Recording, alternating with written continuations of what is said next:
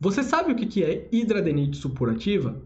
Pois é, muitas pessoas não sabem o que é hidradenite supurativa, muitos pacientes e muitos médicos, e infelizmente isso faz com que o diagnóstico desses casos ele seja bastante tardio e que o paciente já tenha muitas sequelas.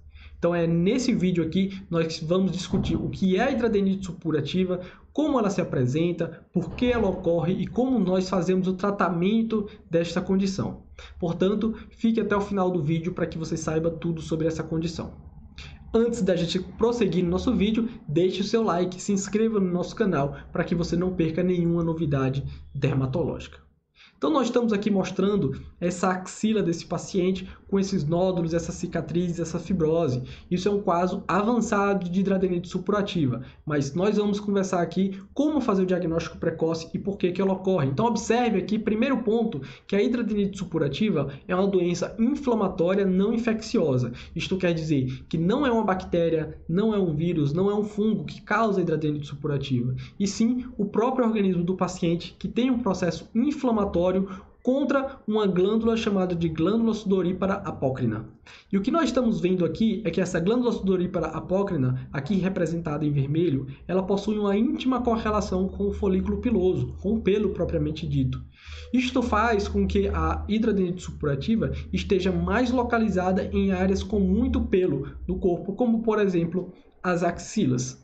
Tá? E aqui a gente já vai saber que o nosso tratamento vai ter o intuito de reduzir a inflamação, tanto no pelo quanto na glândula sudorípara apócrina. Esse vai ser o que a gente vai tentar fazer para melhorar o quadro clínico do nosso paciente. É importante que você saiba também que a hidradenite supurativa nem sempre ela vem sozinha. Muitas vezes ela está associada a outras condições que nós chamamos de tétrade de oclusão folicular. O primeiro dentro dessa tétrade, obviamente, é a hidradenite supurativa. Mas outras condições que podem estar associadas são a acne conglobata, que são aqueles pacientes que têm acnes graves, com nódulos eritematosos profundos na face. Também pode estar associado ao cisto pilonidal, que são esses cistos inflamatórios e bastante dolorosos localizados na região do cóccix, na região interglútea. E nós temos também a foliculite dissecante, que são esses nódulos eritematosos localizados no couro cabeludo com saída de secreção purulenta. Então, muitas vezes, o paciente tem uma combinação destas doenças. Outro ponto super importante da hidradenite supurativa é saber que várias outras condições podem estar associadas. Nós sabemos que, geralmente, os pacientes que têm hidradenite supurativa, na maior parte das vezes, são mulheres obesas. Então, a obesidade é um ponto que está diretamente relacionado com a hidradenite supurativa. E outro ponto que está muito relacionado com a hidradenite supurativa é o uso de cigarro. Então, o tabagismo ele pode piorar a hidradenite supurativa e também levar a quadros de hidradenite supurativa mais graves. Esses pacientes que têm hidradenite supurativa também têm o maior risco de terem doenças psiquiátricas, geralmente distúrbios do humor, transtornos do humor, depressão, e podem ter até o maior risco de suicídio. Então é importante realmente que a gente aborde esses pacientes mais precocemente para que a gente melhore a qualidade de vida desses pacientes e eles melhorem aí esses distúrbios psiquiátricos. Outro ponto que pode estar associado aí à hidradenite supurativa são doenças do trato gastrointestinal, principalmente as doenças inflamatórias intestinais. Então, esses pacientes podem ter o maior risco de ter doença de Crohn, de ter retocolite ulcerativa, que são doenças inflamatórias intestinais.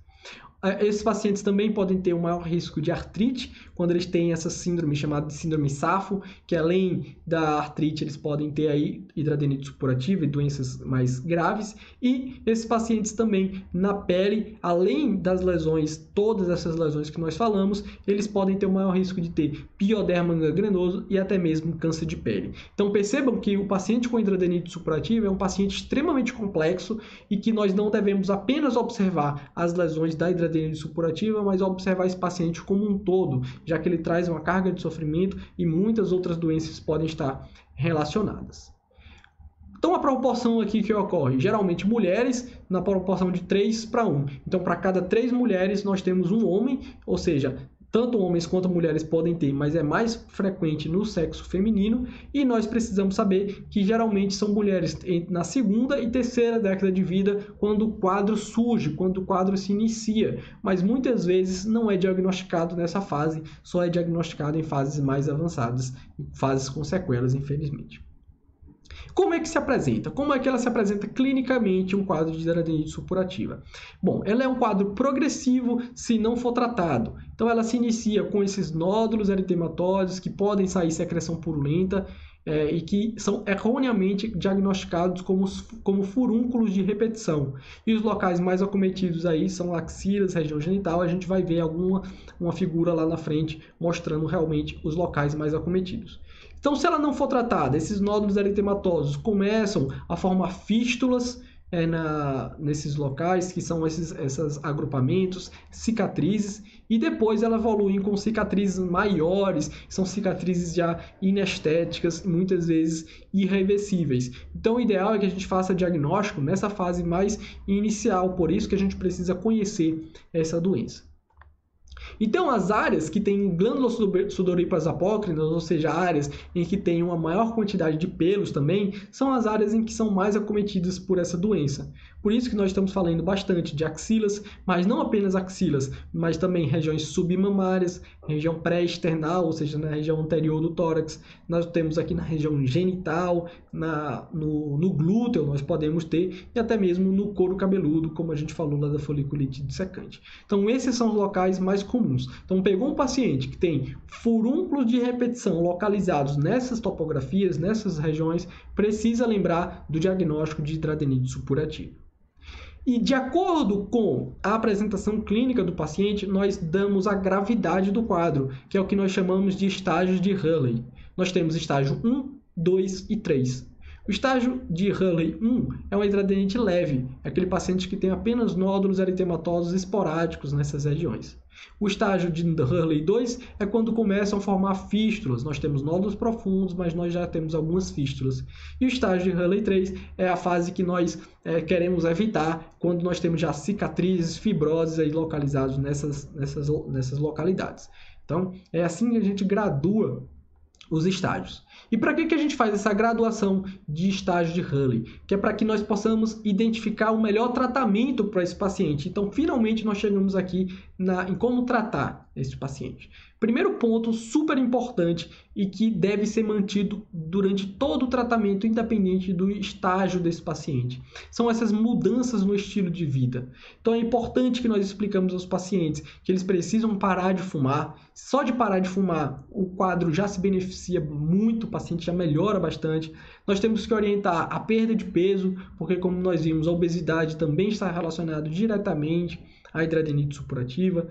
Nós devemos orientar, utilizar roupas folgadas, porque roupas muito apertadas podem fazer com que os pacientes tenham a oclusão do folículo piloso e piorem o quadro da hidradeniite supurativa. É necessário dar suporte psicológico, que esses pacientes têm um sofrimento grande, e manejar a dor. Muitas vezes os pacientes têm dor muito importante, a gente precisa controlar esse quadro álgico desses pacientes. Então, esse é um tipo de tratamento que vai perfazer todas as fases do tratamento das fases de Hurley 1, Hurley 2 ou Hurley 3 desses pacientes. Nós sempre temos que estar com isso em mente.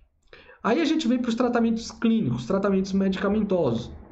Primeiro, naqueles pacientes que têm um quadro mais leve, nós podemos iniciar o tratamento com antibióticos tópicos, antibióticos de passar, e no caso a clindamicina é o antibiótico mais utilizado. Nós também, em algumas fases, podemos utilizar antibióticos sistêmicos, que são as tetraciclinas ou as sulfas, principalmente a sulfametoxazol trimetoprim, que é o Bactrim. Nós podemos, em algumas ocasiões, quando tem alguns nódulos eritematosos, fazer infiltrações de corticosteroides. Isso alivia muito a dor imediatamente do paciente.